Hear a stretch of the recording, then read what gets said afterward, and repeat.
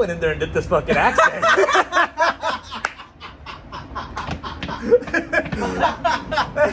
Alright.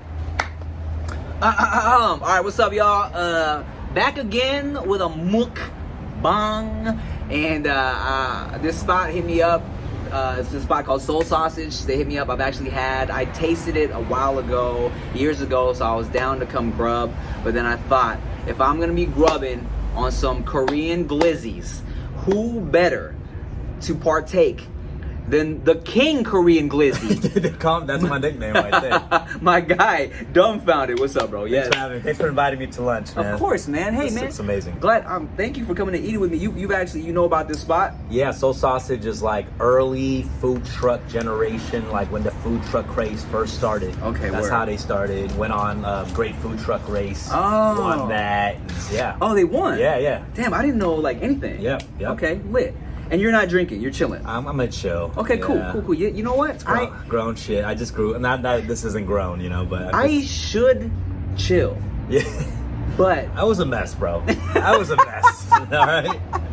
But, all right, I'm gonna take the shot and you tell me about how much your life got messed up, right? Well, I've been drinking again lately because I was sober for a year and a half. Okay, word. But I'm trying to get back on it. Okay. I fell off the wagon tough. I was tumbling off the wagon. I'm sorry to be enabling you. It's right all now. good. You're not enabling. Cheers. Cheers. Yes, sir. Tell me about this. That's soju from the Jeju Islands. Jeju Islands. What the fuck is that? So you know Jeju Island? Do you ever see those images of like old Korean ladies in scuba gear? No. Okay, that's like a whole thing. So this island, they have like these old elderly women who do the job of like grabbing oysters from the bottom of the ocean seafloor, and all these images became really popular. But it's like hold for plane. Yeah, hold for plane. Okay. It's like Korea's Catalina Island. Okay. You know what I mean? Like it's our little getaway in Korea. I've never heard of that. I don't know anything about Korea aside from what you and David tell me. So You've never been? No, never. I'd love to. I think you love it, man. Okay, let's get a little bite of it here. Fire. All up, how? Okay, let's see. We got some Popcorn chicken. popcorn chicken. Here are the Korean glizzies. This is cool. This is a fried perilla leaf.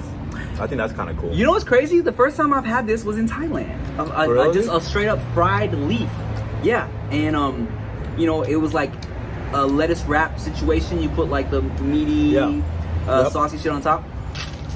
How close? Like, how often do you go to Thailand? Has this been a ritual or not really? It hasn't been that much of a regular thing growing up. So when I was younger, we couldn't go to Thailand too much because it's expensive. I probably went like every 4 years or so. Yeah, because it's far as fuck. Mm-hmm. The whole day. 16 hours, 17-hour flight. About the same to Korea. No, it's longer actually. Hmm? Yeah. Yours is longer. No pause. Damn you. So I would go every 4 years. I probably haven't been to Thailand since before the babies. So at least, pre-pandemic. I want to say, probably like 2018. And do your parents have family there? My whole family is out there. All my cousins, all my aunties, all my uncles. Big family?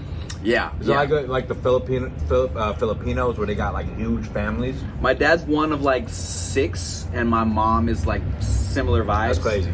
And then they all got kids. I got mad cousins out there I haven't seen in years, and they got babies. And my sister, married a Filipino man, and they went to go visit his side of the family in the Philippines, and she sent me a picture back, and it was like 16 people in the back of a pickup truck. I was like, God damn. One truck? It was, one truck. On a triangle of like... I was like, this is crazy. How about you? When was the last time you were in Korea? You go often? I don't have family there anymore. Like, my grandparents on that side all passed. Like, uncles, aunts all fight over each other. Like, all stupid fights, Like, a lot of these families have, like, financial dealings that never got resolved. And in one of those situations, it's really tragic. And I can't think of, like, me ever ending my relationship with my sister over something stupid like that. Facts. You know? If anything, my mom's side and my dad's side, they're the ones with the little. Really? I don't even think it's beef. I think it's my mom and my dad sending like subliminal shots at each other. Yeah. Oh, your side is so perfect. Sorry. Shit like that. Yeah. The only family I really have out here is I got cousins that stay in Florida, and I got a cousin and his wife that stay out here, but they're all like 10 years older than me. You know what I'm saying? Yeah. Like I would go to.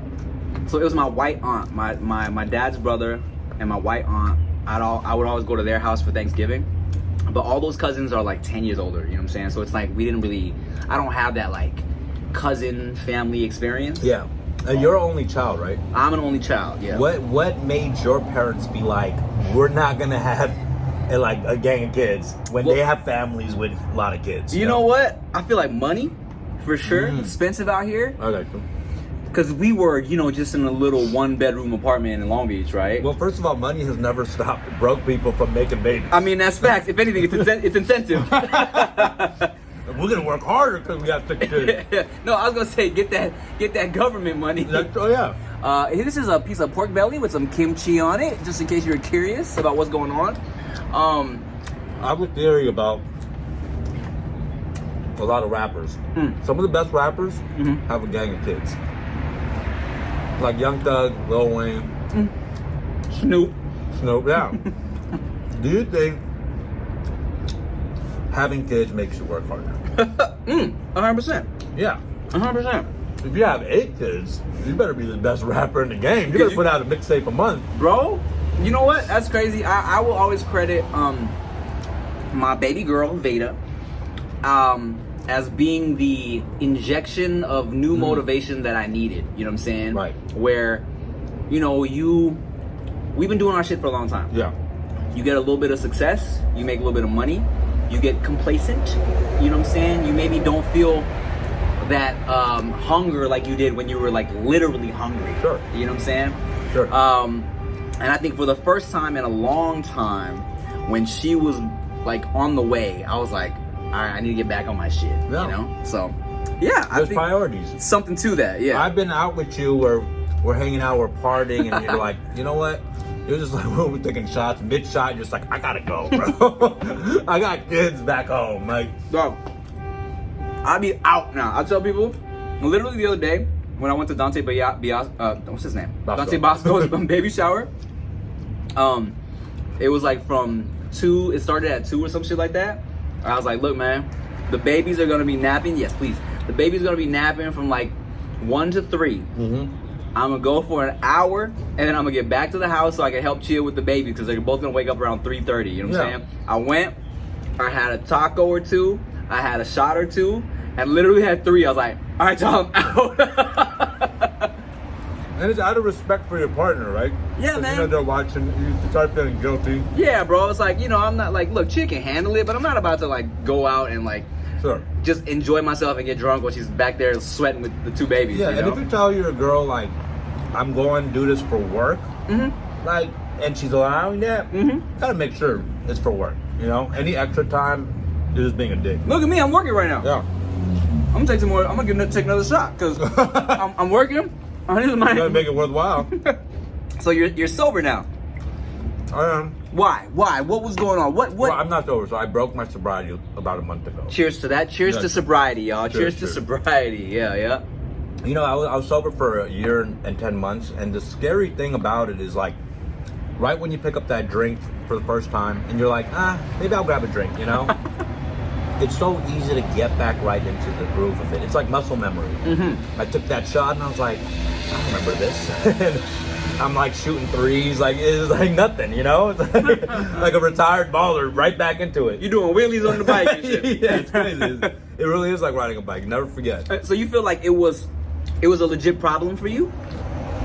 For me, I think, growing up in Koreatown, it's a heavy nightlife community. The King of K-Town is what they call you. That's what I'm saying, and it's like when you're a neighborhood figure, legend, and people take care of you, and I love that, and I appreciate the community. But a part of that is celebratory and grabbing drinks together. It's so part of the culture, which is great. I love it, and I don't think everyone abuses it. Like everyone drinks. For me, it just became a very common, regular thing. And honestly, I just wanted to feel my best, look my best, especially in an industry where it's like a lot of it is about public appearance. 100%. We've talked about this. You too. You've taken efforts to get more healthier, look better on camera. We're in front of the camera so many times. For like really the first time in my life. You know what I'm saying? Hold on. Let me just show you all the Korean glizzy real quick. Seoul sausage, delicious. Made out of like pork bulgogi. Oh, really? Yeah. So it's like it has a Korean like kind of smokiness, some flavor to it. Bomb. Go ahead. Okay, so sorry, you were That's what I mean. It's just like that's it. It's like. And I realize I do care about those things. And also, if I care about my profession, and you're supposed to look good in front of the camera, then that's what you do. And here's the thing. If I was supposed to be like a troll-looking motherfucker, like if I was on that side, closer to that side, fuck that. I'm gonna let myself go. Right. But no, like I don't want to. Like I'm too in the middle. I gotta either look really good or look hideous. Look, you know bro, what I'm saying? That's facts. Cause look, have you seen lately the people you went to high school with? Guaranteed they look disgusting. Right? Let me get a little more of you on here. Guaranteed. Cause man, I'll be on Facebook sometimes.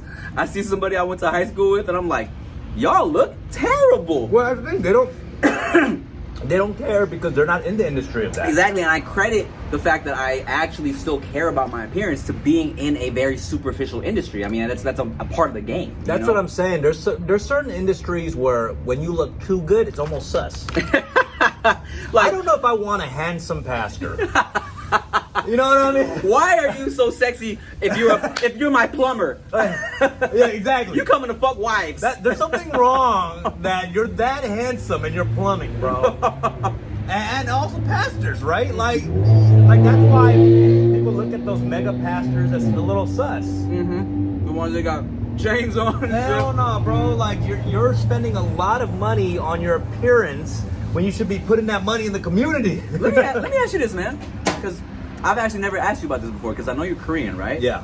And a lot of Koreans are very, like, the families are very religious. Was that a part of your life at all? Yeah, I grew up Christian. Did you? Going to church and stuff. Okay. I mean, I'm not as religious at all really anymore. But Right. It's a thing, like if you've seen like Beat Season 1, they're at the church and there's Korean churches. There's like a youth pastor that's cool and they're playing, guitar, and there's retreats. Of course. That was all part of it. Yeah, for sure. I was actually at one point, I was so into it. Really? I didn't know that. I went to Christian school from preschool to 8th grade. Oh. And then around junior high and also a little bit of high school, I was kind of heavily involved in my youth group. To the point where, because I had such, I was like cool, right? And I was also very like into the church. My youth pastor was looking at me like a potential future youth pastor. I could see that. Yeah. I could see parts of you that could have a youth pastor. I would kill it, no. I would You'd kill be it. funny as fuck, bro. Oh my! If you were my youth pastor, and like I'm like, Pastor Tim, is masturbation a sin? I know you'd have the funniest answer, bro. I mean, that's facts. I would be lying. But I definitely would have killed it. You know what I'm saying? You would. I was deep into that shit at one point, and then really, that's crazy. I never knew that about you. Yeah, and I just realized that. I was like, I don't think I've ever talked to Dumb about like, me and David talk about religion a lot because he was also in the same boat. He almost was like, is he Christian or what? How did he grow up? David, same shit in the church. Basically, almost was a youth pastor as well. Really? Yeah. That's so funny. Yeah, like very deep into it. Like I when we pod, I can literally bust out one of the Christian songs and he'll know exactly. He'll sing with me. You know what I'm saying? So, but then you get a little older, you start asking some questions. Some shit doesn't really make sense, or it's like it doesn't really feel. You start to ask some questions. David would be more scary. Like you guys would be like good pastor, bad pastor. You'd be like, take it easy on the kids. David. Yeah. Come on. And David's like, you're going to hell. Here's what kind of wings are these? Did they tell you? Korean fried chicken, like. Ah, man. Classic. Did your mom cook a lot? Did you come from a family of like eating ass Koreans or no? Yeah. You know what? I come from a pretty dysfunctional Korean family. My dad was a scary man, so that's why I eat really fast. I wanted to get it out of the dinner table and back in my room, you know? So it's not prison, it's Korean dad. It really is, yeah. Korean dad, Korean household, prison, same shit. Yeah, it was like, I still have those habits, you know, from growing up. But my mom was great. She cooked. I haven't had a home cooked meal in forever, though. She don't cook at all. I almost think her cooking got more trash. She got no one to cook for. That's true. And I do think their palate gets worse. I don't know. Korean moms? Well, Asian moms? I think with age, you wear down your taste buds a little bit. So, like, things you think are spicy aren't as spicy enough. I don't know if that's true, but I just noticed my mom's kimchi jjigae is not hitting the same way. If you see the way my dad, his ratio for wasabi, it's paste. It's like green. It's like 90% green and the slightest bit of soy sauce, dog. It's crazy. So he likes the spice. I mean, this Thai food is really spicy, right? Thai food is usually pretty spicy. Yeah. You know, and so I grew up eating pretty spicy food. What's like an American food that your parents love? I'll tell you.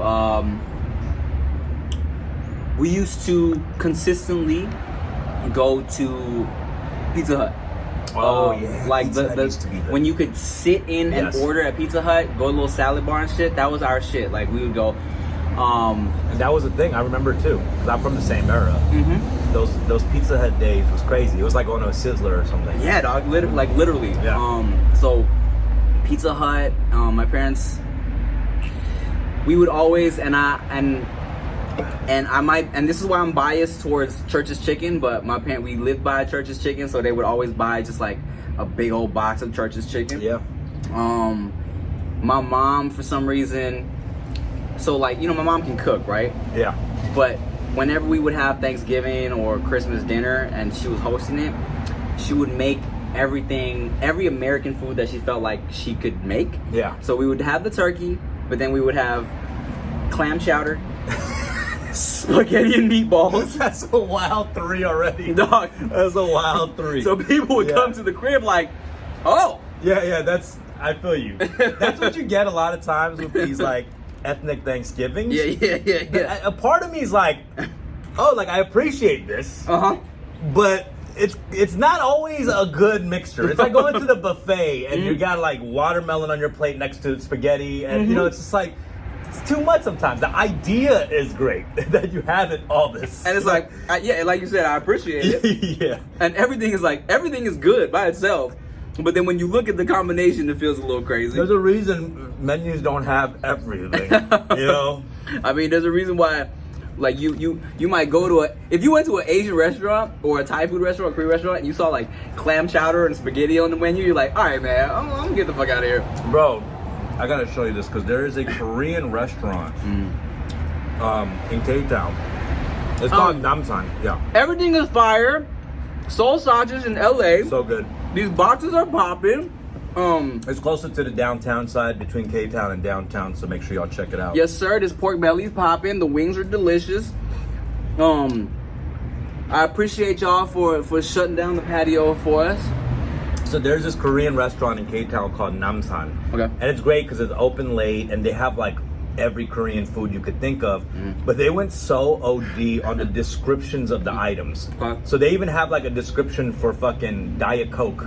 That's like 3rd most popular soft drink in America. Like it's just like crazy. Like, and it's so funny. They have it for each item. It's like insane. And they have the weirdest stuff like cheesecake.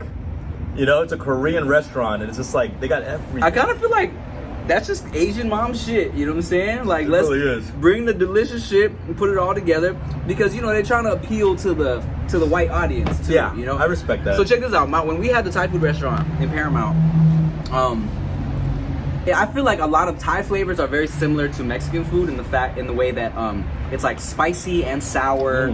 And it's like, you know, because, you know, everything, you put the lime on, you got the spice, you got the onions, all that. So, you know, it was facts. Like, a lot of Mexican families would come to the restaurant and order tom yum soup, right? Yeah.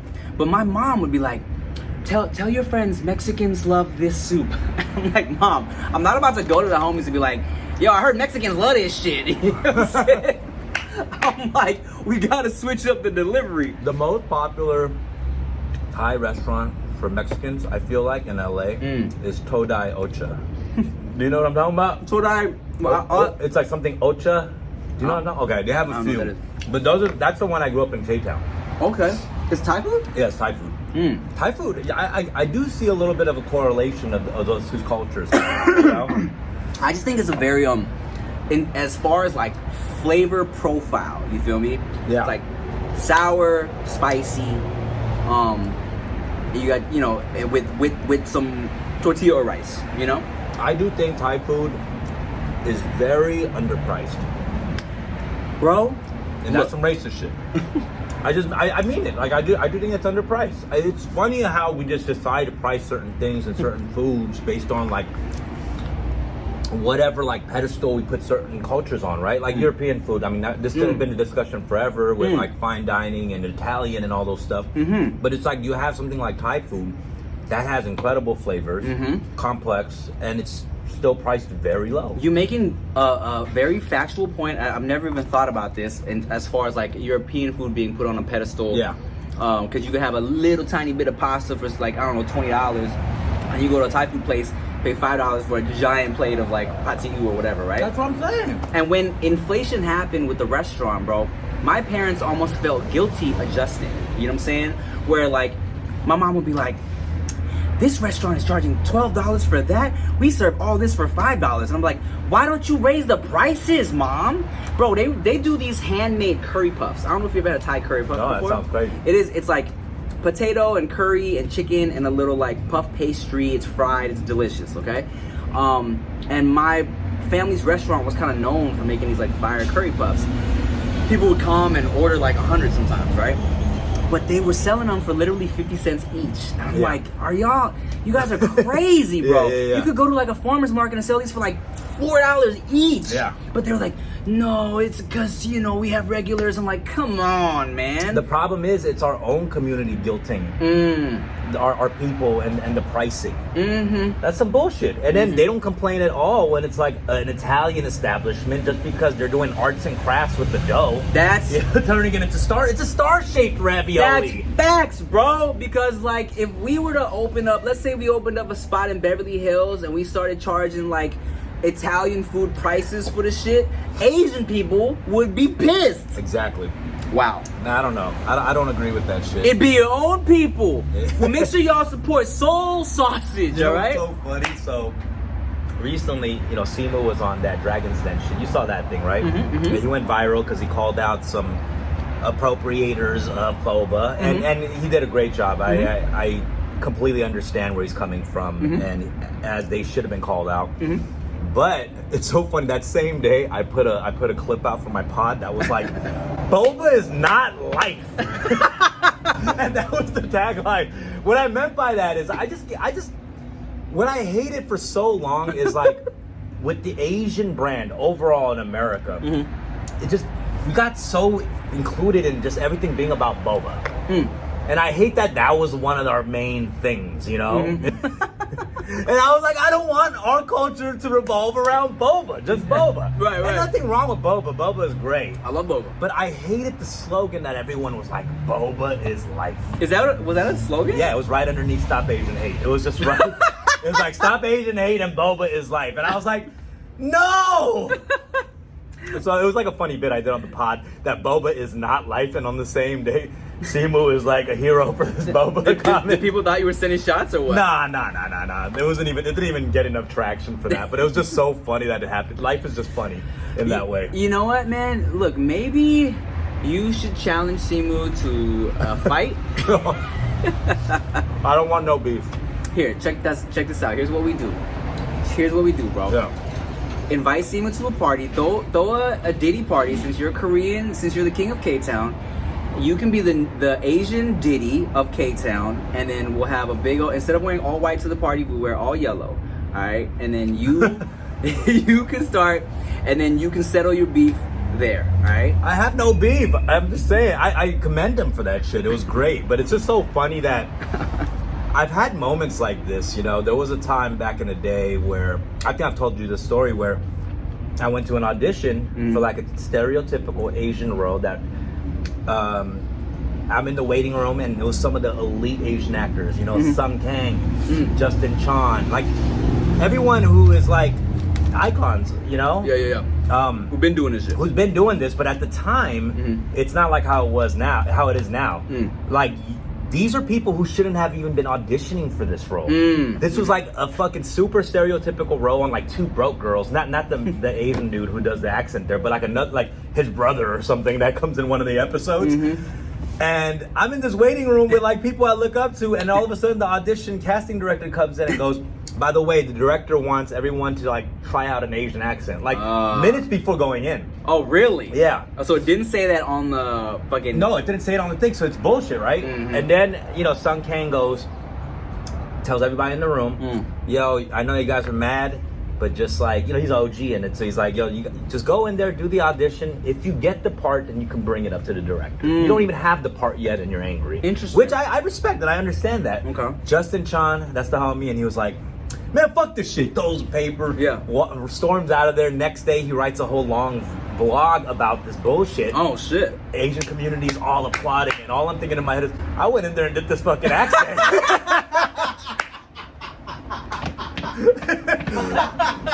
The whole Asian community is like, yeah, Justin Chan, you walked out of there, fuck that guy. And I was in there like, no, sir. Did you really? Would you want cake?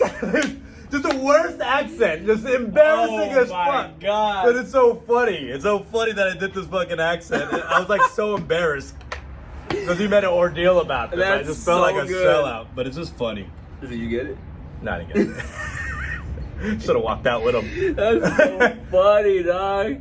I always see this fool dumb. We always get hit for the same auditions. I'd be so like, it's like the same 5 people. We do. We run into each other a lot. Yeah, man. And I'm like, and just recently, it's so funny. I sent some shit to him because we were at an audition for this movie, and it was like, you know, the urban Asian friend, which is like, you know, classic. when shit like that pops up, it's like, let's go, baby. You're like, I'm a shoo-in. Yeah, and then what's the homie's name? I forget. Whatever. I don't want Alex Hodge. Yeah, Alex Hodge. Yeah. Shout out Alex. Super good looking dude. Yeah, you see, y'all. If y'all watch Joyride, he was in that shit. He was in Insecure. Insecure. He was Asian Bay. No, it was Ninja Bay. Was it Ninja Bay? Okay. Yeah. But like, and he's like a, I guess a hip hop head too, kind of like. He is, has the same vibe. But he's Australian. I was like, because we seen him at the audition. And then they just recently put out a clip of the movie. I was like, this fool got it with his Australian accent. It's, you know, it is amazing that we just live in a time where there's so many different versions of us too. Yeah, you know, like that's facts because Australian Asians can be urban. Okay. Yeah, I mean, okay. I'm just saying, it's just like so many variety that, you know. Yeah, of course we didn't get the part, but there's also like there's so many versions and of the archetype of Asians, you know what I'm saying? Which is great. It's like when I was growing up, we were in the YouTube scene, and all of a sudden we saw like someone like Eddie Wong. Yeah, he was refreshing to see because at the time we only saw clean cut Asians and stuff, so it was nice to see, you know, that he's like somebody I look up to, you know. 100%. Yeah. But it's just great. Like as much as I could be mad about it, and it's gotten way more competitive. Now we live in a world where there's so many opportunities like this. And that makes me so happy. It does. The fact that even there is a casting call for a specific type of Asian dude. You know what I'm saying? Where it's like, let me get an urban Asian dude where I feel like when we first started going for auditions, me especially, there wasn't even any call for Asian dudes. Right. You know what I'm saying? So now it's like, oh, I need a specific type of Asian dude, which is like, I think that's great. You know what I'm saying? Where we can, the shit is actually different types of us can be represented, you know? Yeah, that's why Dante Bosco is like an anomaly. You know, Ki Hai Kwan is an anomaly. Yeah. These guys were in the most insanely iconic films. You know, in a time where it was absolutely unheard of. Doc, growing up, seeing Dante, so I will credit Dante to this day as somebody who, because I would always say, you know, one of the reasons I started even doing this shit because I never saw anybody on TV or movies that I felt like at all represented me as a person. For sure. Except for Dante Bosco.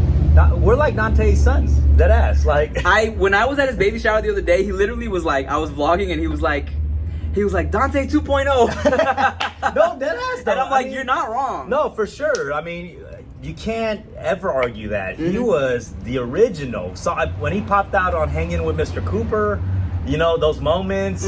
Fresh Prince. He, you know, is dating Ashley on there. It was like crazy to see that. Dog, have you ever seen Faking the Funk? Yeah, of course. Okay, so Margaret Cho was in it too. Yes. Yeah. So one day I randomly, you know, I mean, of course I had seen that movie before. Dante was someone I would call a homie, right? Yeah. And then one day, after I had his number and shit, I like was just chilling. And I texted him. I was like, "Yo, you made out with Ashley Banks. That's amazing." Yeah. And that was it. That was it. And he was like, "Yeah, and?" Yeah. Like, no, that's it. Nah. That's just crazy. He was one of the coolest motherfuckers. Definitely. For sure. And what's funny is I was just talking to you about this. When Take the Lead came out, he was playing a high school kid. Yeah. And I remember Googling, like, how old is this motherfucker? And he was 30 playing a high school kid. And I remember even back then, I don't know how old I was, but I remember thinking, like, if this was 30 and still playing high school kids, I got time to make this shit work. Yeah. You know what I'm saying? Yeah, no, for sure. I mean, bro, it's never too late. And to be honest, it's like, what are we late about? We are doing what we love, and Facts. we are living our dream. I think that's the thing we forget. Yeah. I'm always like, also doing the numbers game of like, oh, how old was he in this or that? But it's like, bro, this is it. Whatever we're chasing, this is it. What we're doing it. Like, we get to live the dream. And I always forget that part. You got to remind yourself. You got to remind yourself, like, the journey is that, bro. And that's what Bobby also told me. You know, Bobby would sit down with me and be like, bro, like, what? Because I'm complaining to him about this and that. He's like, what are you complaining about? We just did 2 movies together. Right. You know what I'm saying? You get to go out for these crazy movies. Even just being able to have a chance at that. We live in an incredible time. I think we do take that for granted, man. Yeah. I mean, you know, it's like the danger of, I think it's the gift and the curse of always wanting to do more, right? Because it's like, Yeah. you're never satisfied, so you feel like I can do more, I could be more popping, and you have to like actually make yourself stop and be like, wait, I'm doing good. Yeah. I'm doing good. I'm fortunate. I'm blessed. I'm doing everything I want to do. You know what I'm saying? I mean, we're exactly what we're supposed to be at the exact time. I agree. That's all it is. 100%. You know, not to get all philosophical, but No, I think that's a beautiful note to end off on, dog. yeah. Shout out to Soul Sausage. We got the episode? That's great. All right. That's great. How are you? Love you, man. I love you too, dog. I've known this motherfucker for so long. So long. And you know, this is just a message for all the young content creators out there. Man, this is a marathon. You guys got a lot of life to live, a lot of content to make. Yeah. Do what you guys want, say what you want to say deep down inside your hearts. And it's better for you if you're Asian because you can keep on. In the marathon, you stay looking great, okay? So look. I would argue we look better now than we did 10 years ago. 100%. Yeah, 100%. Dog, I'm so much cuter than I was when I first started. Look back at our videos. we look better now. Yeah, bro, I was fucking like chubby. This fool was doofy. I was swollen from all the drinking and drugs, you know. Wow, look at us, man. We look great. We still out here. We eating food. Shout out to Seoul Sausage. Shout out to Dumbfoundead. Thank y'all for watching. And yeah, man. Peace out, y'all. Peace.